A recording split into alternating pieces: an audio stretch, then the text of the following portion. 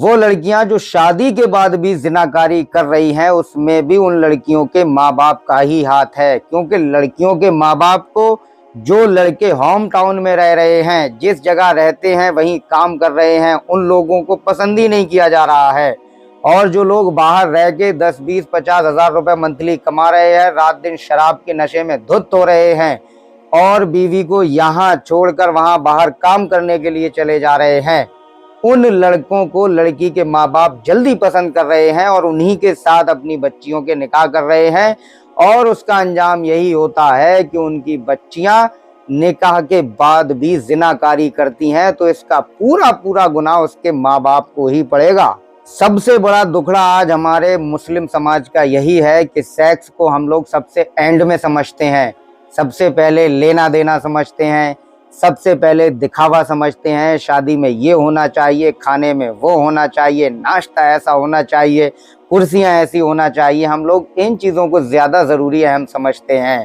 لیکن سب سے زیادہ اہم ہے سیکس، سب سے زیادہ اہم ہے ہم بستری، اور وہ بیوی کی مرضی کے مطابق ہے۔ سوچنے والی بات ہے دوستو، ہم بستری بیوی کا حق ہے، اور شوہر کو جب تک اس کا بدن کمزور نہیں ہو جاتا ہے یا کوئی معقول وجہ نہیں ہو جاتی ہے، تب تک وہ اپنی بیوی سے دور 4 راتوں سے زیادہ نہیں رہ سکتا۔ اسلام نے سختی سے منع فرمایا ہے کہ نکاح کے بعد بھی ہسبینڈ وائف الگ رہیں، کیونکہ نکاح کا مقصد ہی ہے زنا پر کنٹرول کرنا۔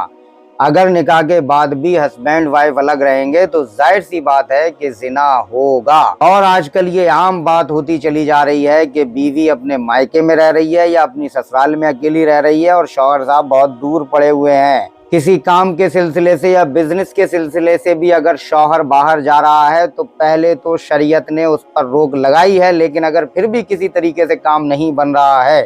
تو 3 مہینے سے زیادہ وہ اپنی بیوی سے دور نہیں رہ سکتا، 3 مہینے میں لوٹ کر اسے بیوی کے پاس آنا ہی پڑے گا۔ اور اگر ایسی سچویشن بھی پیدا ہو جاتی ہے کہ کوئی شوہر اپنی بیوی کی خواہش کو پورا نہیں کر پا رہا ہے،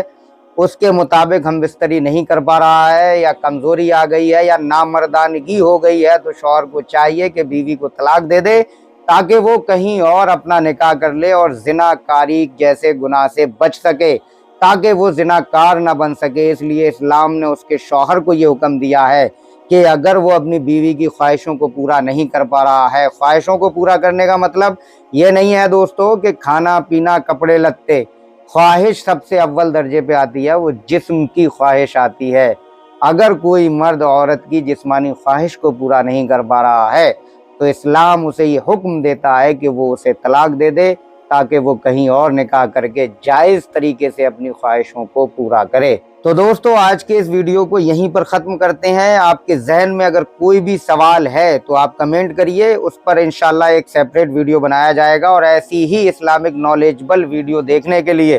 آپ سے گزارش ہے کہ آپ میرے چینل کو سبسکرائب کریں، بیل آئیکن دبائیں اور زیادہ سے زیادہ ویڈیو کو شیئر کریں۔